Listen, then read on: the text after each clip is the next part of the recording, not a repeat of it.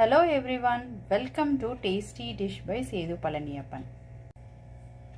இன்னைக்கு வெள்ளை சோளம் வச்சு கிச்சடி எப்படி செய்யலான்றத பார்க்கலாங்க. இந்த ரெசிபி செய்யறதுக்கு 200 கிராம் வெள்ளை சோளம் எடுத்து வச்சிருக்கிறேன். இந்த சோளத்தை 2-3 தடவை நல்லா வாஷ் பண்ணிட்டு ஒரு 4 to 5 hours ஊற வச்சுக்கலாங்க. 2 தடவை நல்லா வாஷ் பண்ணி எடுத்துக்கிட்டு ஊற வச்சிருக்கிறேங்க. நல்லா ஊறட்டும். ஊறினதுக்கு அப்புறம் என்ன செய்யலான்றத பார்க்கலாம். வெள்ளை சோளம் ஊற வச்சிருந்தது நல்லா ஊறிடுச்சு. இப்போ தண்ணியை வடிச்சிட்டு எடுத்துக்கலாங்க. கிச்சடி செய்யறதுக்கு ஸ்டார்ட் பண்ணுறதுக்கு முன்னாடி பாசிப்பருப்பு எடுத்து அரைக்கப் பாசிப்பருப்பு எடுத்துருக்குறேங்க. அதை கழுவிட்டு ஒரு 10 நிமிஷம் ஊற வச்சுக்கோங்க. காயெல்லாம் வதங்குற நேரத்துக்கு இது ஊறிட்டு இருக்கட்டுங்க. இப்போ வெள்ளை சோளம் கிச்சடி செய்ய ஸ்டார்ட் பண்ணிக்கலாங்க. ஒரு குக்கரில் கொஞ்சம் எண்ணெய் விட்டுக்கிறேன்.